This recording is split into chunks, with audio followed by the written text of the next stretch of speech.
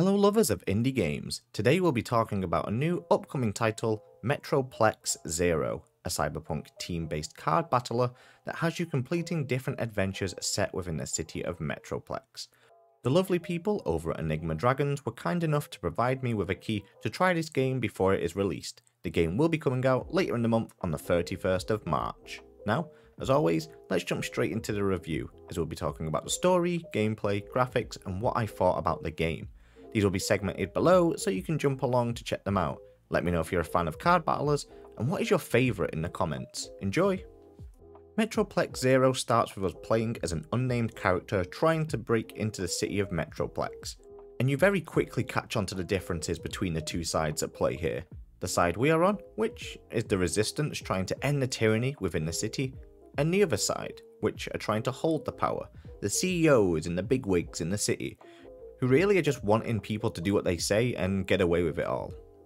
They keep sending wave after wave of enemies at you during this section, and you're just cutting them all down.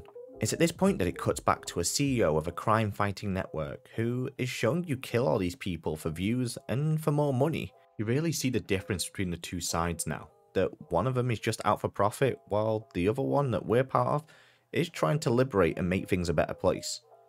Once into the city, it's time to start recruiting new members to the resistance to ensure the safety of the people who live their day-to-day lives without knowing the truth.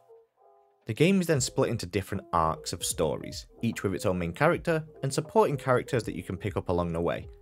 I like this, as whilst you've got the main story of freeing the city and everyone that lives within it, you also get these side quests that show you how you liberated the city from the tyranny of the CEOs.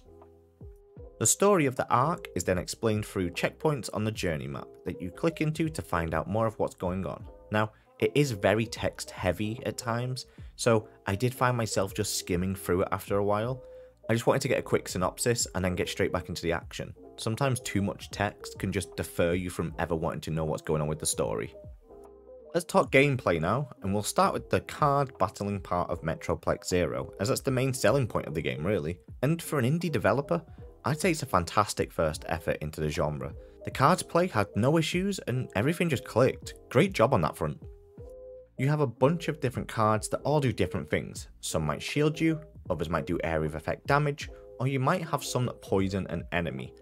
These cards all have different mana costs that are displayed at the top left of the card, and they will use the mana that you have stored up over the course of the battle. Once a card has been used, it goes into your discard pile, but it will be shuffled back in later if you run out of cards in your deck. Something I thought was awesome is that each card has two effects, the normal card and the basic card effect. If you right click on the card, it will be flipped to become that character's basic card. So if you have no mana, no worries, you'll always have a card to play. The basic cards change from character to character, so your playstyle will completely change depending on who you are playing. You might have one that is really developed for poison, so their basic card will give tick damage over time to an enemy. You might have some that shield you instead, and it's all about becoming a tank and shielding. This is really cool. It makes every character feel so different and very unique. I like it. A deck can only hold 12 cards per character, and you can edit this deck before each fight so you can tailor it towards what you'll be fighting. And seeing as in most deck builders, you just keep hoarding cards and you have to pay to remove the ones that you don't want anymore, I think other card battlers could learn a thing or two from this feature. Definitely made it more manageable to get into fights knowing what cards I would pull. Each character you have in your team has their own mana and cards, like I said a moment ago. This is displayed above their heads, right next to the health and shield section. You earn mana by either playing cards that give you mana that turn, or some cards give it you in a later turn. Also, when you level up, you can get certain upgrades that provide mana as well. Think of these like artifacts or items that you find in other games, but you get them when you level up, so you don't have to go out your way to find them. The journey map isn't like other card battlers you might have played like Slay the Spire, where you take different paths. On this one, you only have one screen that shows the battle at the end, and possibly some extras along the way. These are story checkpoints like I mentioned, a shop where you can buy new cards to play, and a medic.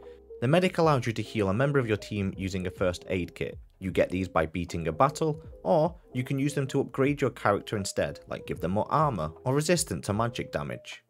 I wish in the future they would add random events you can go to, where it might be like an underground card seller, a permanent upgrade to shields if you pay so much, Or an enemy ambush where they might be able to attack you by surprise and they attack first. I think this would add a little bit more to the journey map and make it a little bit more interactive with where you decide to go. The game definitely has a unique art style compared to others I've played, and I love the cyberpunk setting, so seeing cool pink katanas or humans that have had enhancements like metal arms or robot eyes, it really makes me want to create my own character in the world to play as, something you can't do at this time, but it would be so awesome if they added that. Now, I'm not 100% sure on the loading screens, as whilst I can tell that I'm in a cyberpunk world, they seem a little out of place sometimes, like this person holding the gun. I have no idea how they are holding it, but it just looks a little strange to me, like my brain can't fully comprehend what is happening. Maybe it was made by an AI, but I'm not too sure, it just messes with my head. The gun. How? What is this place? Metroplex Zero sure has a lot of promises, and the developers are pretty on it with the updates. I've seen multiple already and the game isn't even out yet. I'm a fan of it right now, but I know it still has some ways to go to be a great within this genre. Fingers crossed they stick with it and they keep coming back to make improvements. I would definitely recommend the game if you're a fan of card battlers and you want to try something a little bit new compared to what you might have played before. That's all for today. I hope you enjoyed the review and I'll catch you next time. Bye!